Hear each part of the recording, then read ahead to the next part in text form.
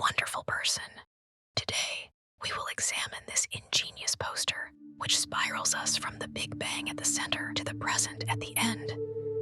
Key moments in the universe's history are illustrated and annotated in this spiral timeline. Each 90-degree arc of the band represents 1 billion years. In the first two turns, we encounter the emergence of cosmic structures. In the next, the formation of the solar system with Earth's geology and early biology. And in the final 180 degrees, the evolution of life and hominin species. We do not know what came before, but we do know that 13.8 billion years ago, the universe was compressed in an ultra-hot soup of plasma known as the Big Bang. Things evolved quickly during the first fraction of a second, when a violent inflation stretched the microscopic universe by at least 26 orders of magnitude. Then inflation stopped, and the universe continued expanding at a more moderate pace. About 380,000 years later, it had cooled enough to become transparent, with the last echo of the ancient plasma forming an all-encompassing glow called the cosmic microwave background, or CMB. The universe was now transparent, but the lights were still off. The Dark Ages lasted about 100 million years, during which gravity pulled simple atoms together into ever larger clumps of gas. As these clumps grew massive enough, the temperature and pressure in their cores triggered nuclear fusion, giving birth to the first generation of stars. These stars were so massive that they depleted their fuel in just a few million years before exploding as the first supernovae, releasing new elements like lithium, carbon, and oxygen. The fresh material combined with the remaining gas to form redder, smaller population II stars, as well as the first planets. All of the newly formed substance organized into rotating disks with visible black holes at their centers, devouring material around them. These early black holes, known as quasars, reached their peak 12.2 billion years ago. Other structures were calmer and spherical rather than disc-shaped. These globular clusters peaked in formation around 11 billion years ago. The star formation rate peaked at the so-called cosmic noon, the era when most of the universe's stars and black holes were forged. Large spiral galaxies began to form around 10 billion years ago through galaxy mergers, which set off new waves of star formation. Our galaxy's sister, the Andromeda Galaxy, is thought to have taken on a spiral shape first, followed by the Milky Way around 9.3 billion years ago. The Milky Way's last major merger occurred approximately 8.5 billion years ago, when it incorporated the Gaia Enceladus galaxy. Several stars we see in the night sky were born in the following 2 billion years, including Barnard's star, Luyten's star, Ross 128, Arcturus, Aldebaran, Gliese 581, Alpha Centauri, Lalande 21185, Mira, and Tau Ceti. Dark energy, a force that accelerates the universe's expansion, grew to the point where it surpassed gravity, the dominant force up until then. A short-lived, massive primal star exploded as a supernova, enriching the surrounding molecular cloud and seeding it with material to form several star systems. Within just a few million years, density waves shaped a protoplanetary disk that accreted into the sun and the rest of the solar system, including Earth. Proto-Earth was a molten ball of rock just starting to solidify when it collided with Theia, a planet about half its size. The impact threw part of Earth's molten crust into space, and the debris that stayed in orbit eventually formed the Moon. Back then, the inner solar system was chaotic, with frequent asteroid and meteorite impacts. Despite this, liquid water likely existed on Earth's surface. Around 4.2 billion years ago, a period known as the Late Heavy Bombardment saw a spike in impacts, which probably melted Earth's surface again. We do not know whether life was spontaneously created on Earth or arrived from space. RNA-based life likely existed before any other organisms on Earth's surface. After the heavy bombardment ended, DNA and proteins appeared, marking the emergence of the last universal common ancestor of all life. The first organisms were probably prokaryotic cells with DNA. Around 3.8 billion years ago, the atmosphere became saturated with water vapor. When the Earth cooled, the vapor condensed, resulting in a pluvial period that lasted several 100 million years. The heavy and prolonged rain led to a global ocean. At this moment, early photosynthetic cells began pumping oxygen into the ocean. The mix of water, oxygen, and rocks oxidized iron, creating the first banded iron formations. Over the next billion years, green volcanic and sedimentary rocks, such as the Nuvuaqituk greenstone belt, were formed. Around 3.5 billion years ago, microbial communities called stromatolites built layered structures. Earth's molten core generated a magnetic field strong enough to shield the planet from harmful solar radiation, which has since protected the atmosphere and life. Meanwhile, the crust shifted and collided. The first known supercontinent, Valbara, assembled from some of the earliest continental fragments. During this era, carbon dioxide levels reached some of the highest in Earth's history. This greenhouse blanket kept the young planet warm despite the faint sun, allowing liquid water and life. Deep within what is now South Africa, one of the oldest surviving pieces of crust formed, the Johannesburg Dome. Not long after, Earth experienced the largest meteor impact in its history. The massive collision reshaped the crust, leaving traces that can still be seen today in ancient rocks. By 3 billion years ago, many organisms used retinal pigments to capture sunlight, giving Earth a purple hue from space, known as the Purple Earth. Earth's first ice age likely occurred during the Pongola glaciation, when ice spread across young continents despite a methane and carbon dioxide-rich greenhouse atmosphere. Around this time, the first long-lived continental assembly, came together. By 2.7 billion years ago, Earth's hotter mantle produced unusual volcanic rocks known as komatiites, which released heat and gases and provided chemical energy for microbial life.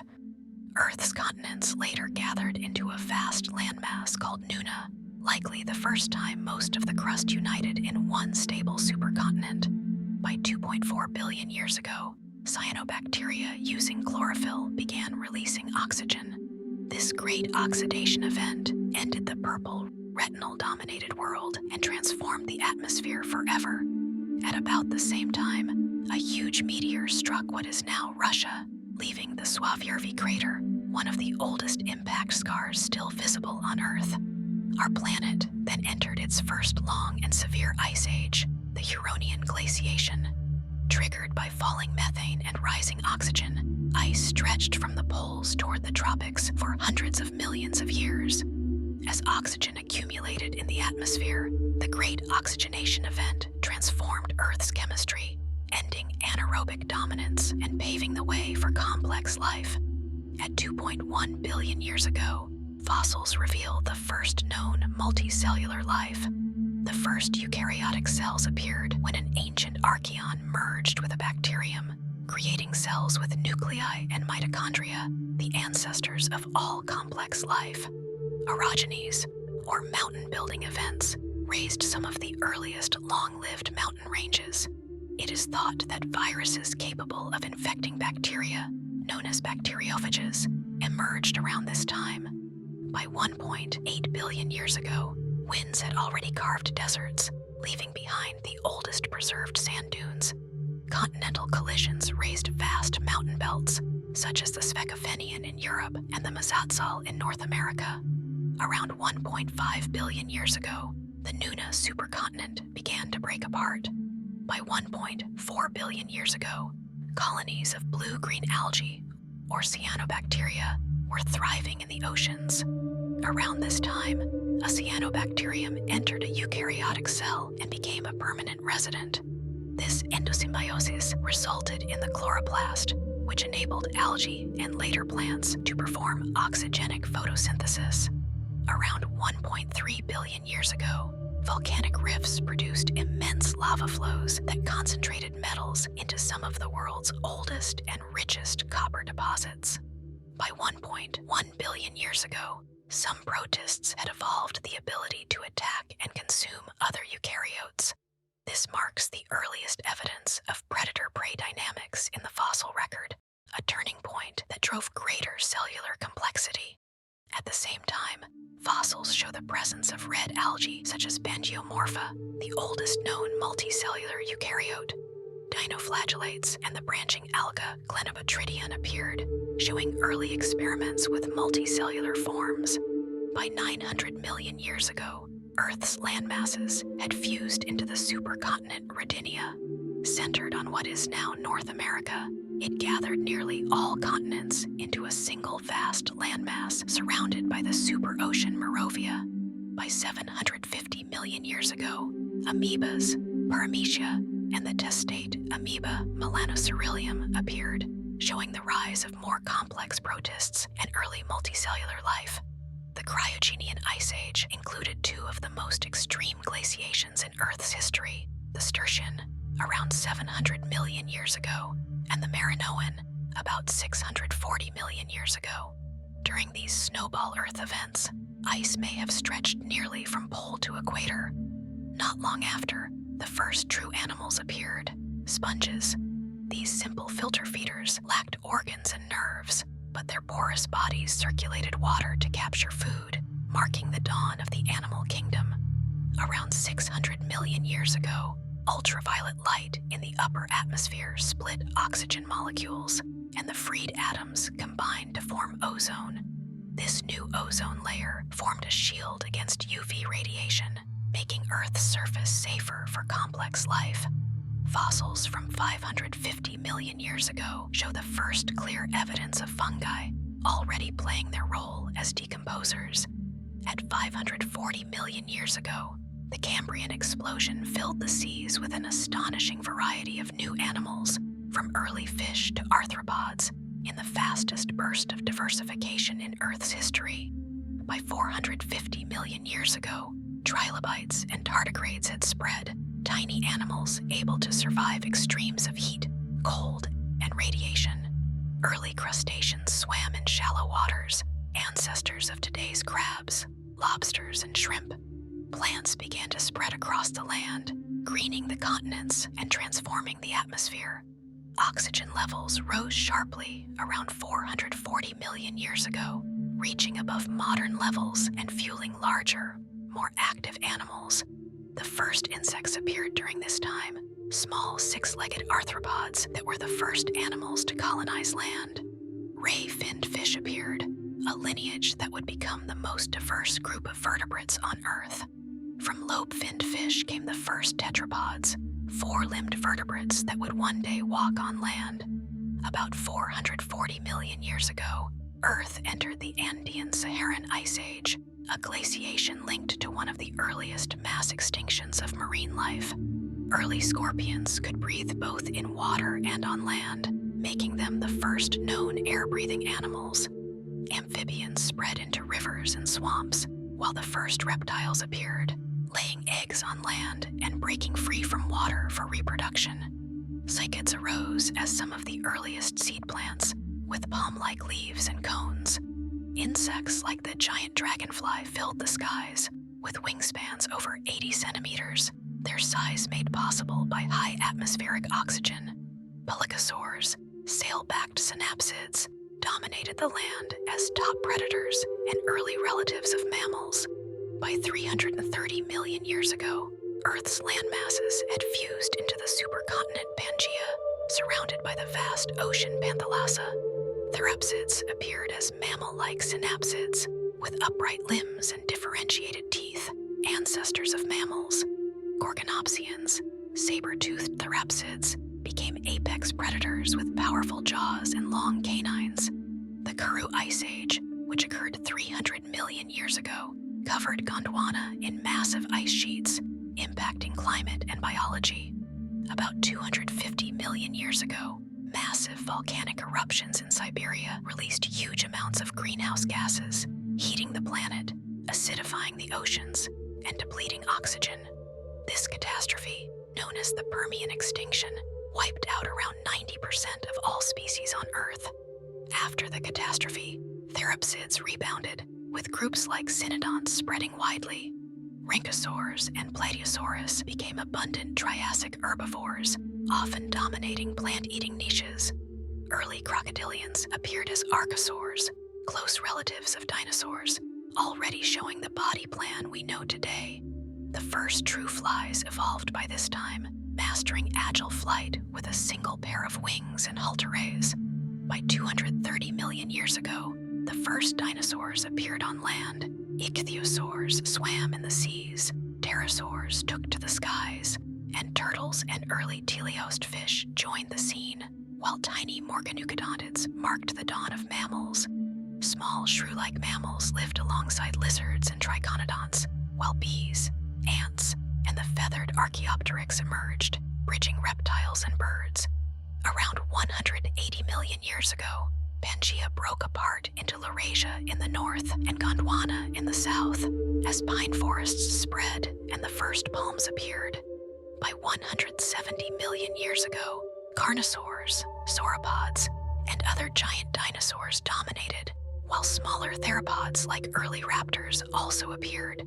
The first flowers appeared about 130 million years ago, reshaping ecosystems through rapid reproduction and close ties with insects. By 70 million years ago, dinosaurs had diversified into their greatest variety, from horned triceratops to swift velociraptors and towering sauropods. A 10-kilometer asteroid struck Yucatan, forming the Chicxulub crater and triggering the Cretaceous Paleogene extinction that wiped out about 75% of species, including all non-avian dinosaurs. Placental mammals spread into new niches, rodents and primates appeared, penguins took to the seas, and groups such as creodonts, cetaceans, equids, and eagles began their evolutionary paths. About 50 million years ago, the collision of tectonic plates pushed up the Andes and Himalayas. By 45 million years ago, massive blooms of the tiny Furnazola in the Arctic Ocean drew down huge amounts of carbon dioxide, cooling Earth and helping shift it toward today's icehouse climate. By this time, elephants, bears, cats, apes, canines, hippos, and bats had all appeared, shaping the modern mammal lineages. Whales fully returned to the oceans, while mammoths, polar bears, dolphins, megalodon sharks, giraffes, and giant ground sloths like Megatherium later emerged as Ice Age icons. By 20 million years ago, Antarctica was sealed under a permanent ice sheet, isolated by the circumpolar current and locked into a deep freeze. From 6 million years ago, bipedal hominins like Ardipithecus and Australopithecus appeared, followed by Homo ergaster and Homo erectus with larger brains and stone tools. Around this time, the Mediterranean Sea nearly dried up during the Messinian salinity crisis, leaving vast salt plains until the Atlantic refilled it. Beginning 2.6 million years ago, the Pleistocene Ice Age brought repeated glacial cycles as humans like Kenyanthropus, Boise, Rudolfensis, Habilis, and later Floresiensis evolved. Around 2.5 million years ago, a nearby supernova may have bathed Earth in cosmic rays, possibly influencing climate and evolution. Homo heidelbergensis gave rise to Neanderthals in Europe and Homo sapiens in Africa, while both species overlapped and interbred for millennia. About 100,000 years ago, Homo sapiens began migrating out of Africa, spreading across Asia, Europe, and eventually the entire globe. Some 42,000 years ago, Earth's magnetic field flipped temporarily, weakening the shield against cosmic radiation. By 10,000 years ago, humans had developed complex language, settled in villages, and built the first cities, launching recorded history. The universe's history is a testament to the incredible journey that has led to our existence, condensing billions of years of cosmic and biological history into one image required nearly a year of research, design, and revision. The idea behind this poster was to compile as much as possible of this complex journey into a graphic that can be understood at a glance or contemplated in detail as it hangs in a living space. The composition was revised by researcher and biology writer Professor Rasmus Grunfeld-Vinther. The graphic is available to explore in detail, download, and as physical prints at bit.ly/Nature Timespiral.